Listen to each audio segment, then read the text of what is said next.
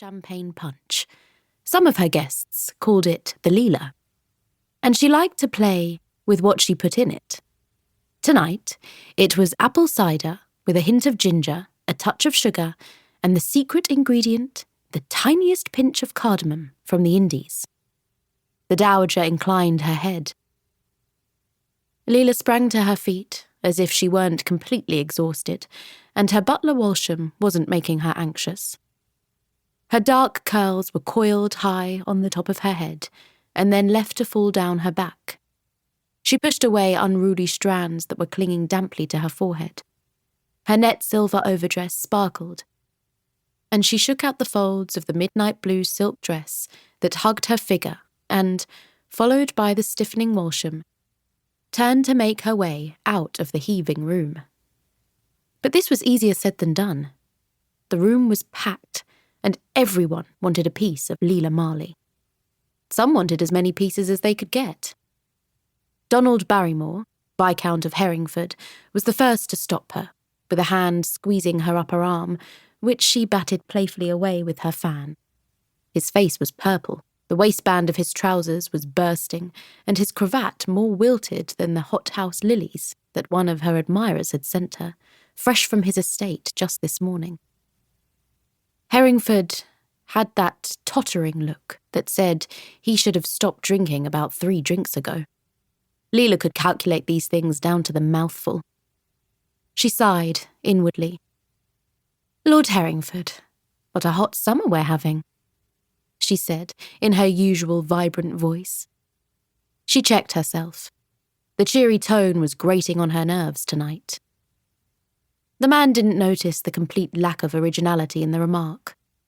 "I heard you're backing Kenneth Lordsley to win the race to Brighton, my dear," he said, leaning closer, licking his lips at the deep V of her neckline. "You know his races don't hold a candle to the ones I'm putting up for my nephew." He squinted at her cleavage, as if he was thinking about diving into it. Her smile widened.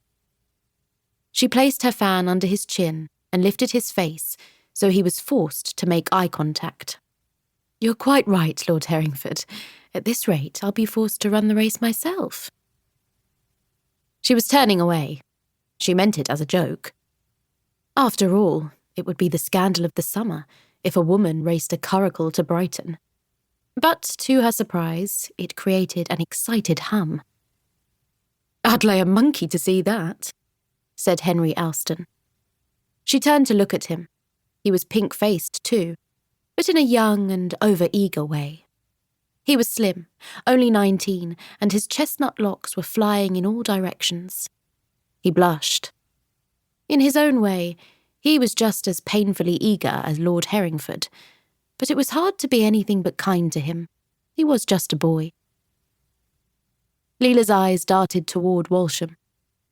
He looked as though he was willing to be patient until the end of time. She bit her lip, but gave her guests her sparkling smile. At this late hour, the women were laughing louder and the men were swaying dangerously close. It took several minutes to disentangle from the group. It was a good thing, Lila thought, as Herringford pawed at the air behind her, that she had given up trying to save her reputation a long time ago.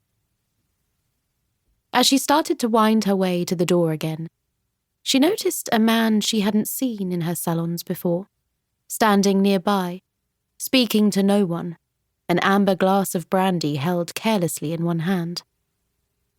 He was over medium height, and his broad shoulders and chest made him look imposing.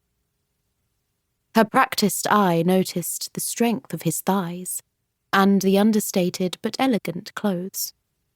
He was wearing pantaloons and hessians, but she imagined he would be more comfortable in riding clothes. The hair was dark, the face broad, the eyebrows shapely, but these were not what caught her attention. She couldn't look away from the piercing crystal blue eyes that were looking at her, not lasciviously like Herringford, nor with a deep blush like Henry Alston, but with strong dislike. As she stared at him, he didn't turn away, but instead took a deliberate